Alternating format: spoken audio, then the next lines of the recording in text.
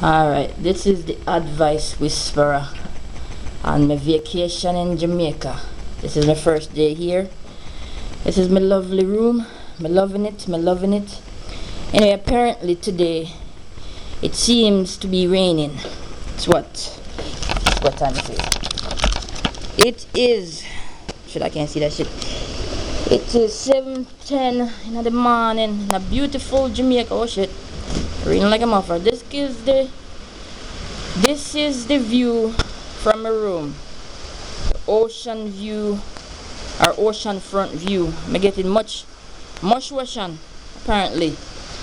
Anyway, it's a beautiful view, but it's raining, man. But it looked nice still. I mean, man, it was making so much noise last night. I'm trying to take a sleep.